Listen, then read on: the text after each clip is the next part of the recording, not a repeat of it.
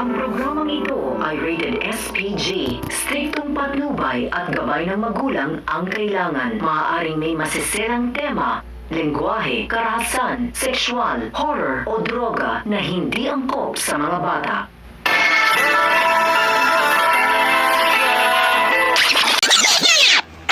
Ang mga dapat nating abangan sa FPJ's Batang Quiapo.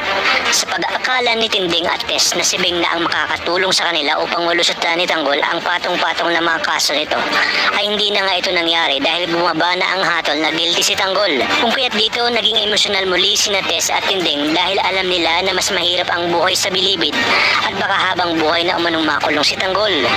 Kaya naman labis-labis ang pag-aalala ni Tinding habang nagdadasal sa Pong Nazareno na sana'y magkaroon ng pag-asa na makalabas ng kulungan ang kanyang apong si Tanggol. At dahil ipinangako ni Tess kay Tanggol na hindi siya titigil at gagawa umano siya ng paraan upang makalaya itong si Tanggol, ay naisip niya nga na lapitan ang tunay na ama nitong si Ramon, na maaalala nga nating nakita ni Tess minsan sa pwesto si Ramon kung kahit alam niyang buhay ito at hindi niya na lamang sinabi kay Rigor dahil alam niya nga ito na naman ang sisimulan ng mas malaking gulo. Dagdag pa ni Tess na wala na siyang ibang pamimilian at alam niyang maraming koneksyon itong si Ramon. Nagpaalam naman muli si David kay Tess na mawawala ulit siya at wag umanong hanapin dahil abala siya sa trabaho.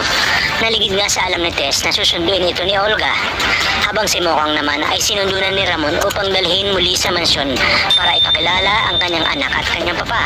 Sa isang pambihirang pagkakataon, dito na magkakaalaman dahil sa araw ring yun ay mapagpapasahan ni Tess na maglakas loob na puntahan si Ramon sa mansyon nito. Ngunit hindi pa man siya nakakababa ng taxi ay agad niyang makikita mula sa labas si Beng at David na pumasok sa loob. Kaya naman napaisip siya kung bakit naroroon si David at naghihinalan na nga siya na may hindi ginagawang maganda si David at kasabot ito si Beng na siya ngang si Olga. Dito na rin mapagtatanto na marahil planado lahat ni Beng ang pagpasok ito sa kanilang pamilya at may koneksyon ito sa mga Montenegro.